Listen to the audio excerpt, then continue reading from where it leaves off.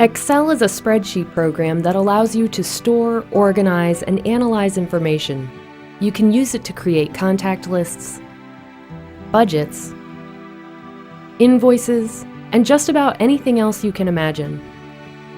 When you open Excel, there's a good chance you'll be taken to the Start screen first. From here, you can access recent workbooks or create something new, either from scratch or from a template. In this example, we'll click Blank Workbook. Next, you might want to take a minute to explore the interface, to make sure you know your way around. Let's begin with the ribbon, which is the collection of tools and features at the top of the screen. The ribbon is divided into tabs like Page Layout, Insert, and Home, so you can easily find what you're looking for. There are also commands on each tab that have been organized into groups. For example, if you look closely at the font group, you'll find it has everything you need to work with text, including options like bold, italics, font color, and size. Some groups even have an arrow in the bottom right corner that you can click to view even more commands. If you ever feel like the ribbon is taking up too much space, you can always hide it or minimize it.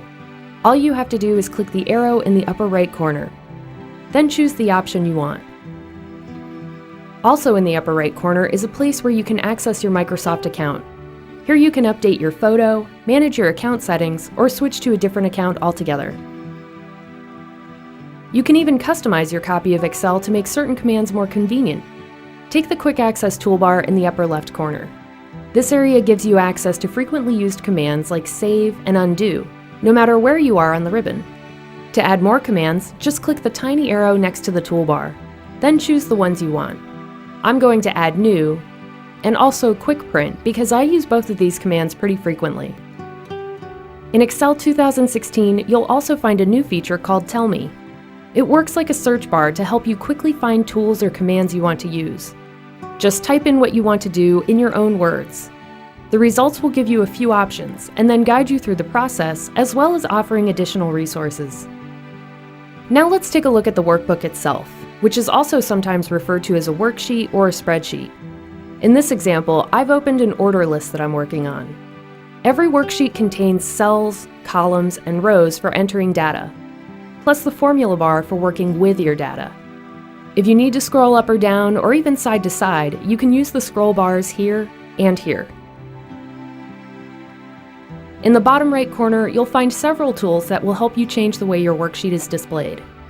To zoom in or out, click and drag the zoom control. The number next to the slider will tell you what the zoom percentage is. You can also switch between different worksheet views using the 3 commands here. Normal is selected by default.